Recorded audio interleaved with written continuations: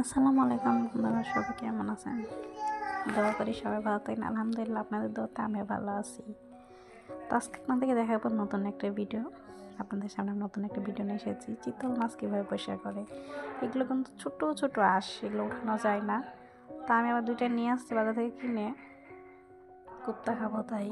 এগুলো তো অনেক কাটা, রান্না করে খাওয়া যায় না।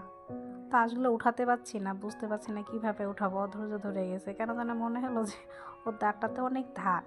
তো ভাবলাম দাঁতটা দিয়ে দেখি তো পরিষ্কার করতে পারি কি না। সত্যি বন্ধুরা, এত ভালোভাবে পরিষ্কার করতে পেরেছি দাঁতটা দিয়ে বলার বাইরে। আপনারা নিজেরাই দেখতে পাচ্ছেন, ওর দাঁত কেটে নিয়ে মাছের দাঁত দিয়ে মাছ পরিষ্কার করতেছি। ভাবতে পারিনি যে এত সুন্দর করে এত পরিষ্কার হবে। তো যারা পরিষ্কার করতে পারে না বা বুঝে না, তো আমার এই ভিডিওটা দেখে অবশ্যই ট্রাই করবেন। আসলে অনেক সুন্দর পরিষ্কার হচ্ছে, দেখছেন কি সুন্দরভাবে উঠে যাচ্ছে। এতক্ষণ ধরে আমি বটি দিয়ে চাচ্ছিলাম, উঠাতে পারছিলাম না। এখন কি সুন্দর কিভাবে উঠে যাচ্ছে।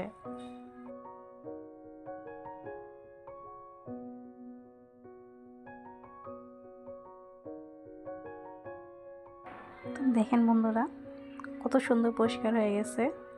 একবারই তেল তেলে হয়ে গেছে, একটা আঁশও নাই। অনেক সুন্দরভাবে পরিষ্কার হয়েছে। আমার নিজের কাছে ভালো লাগছে, যত সুন্দর করে পরিষ্কার করতে পারবো ভাবতেও পারি নাই।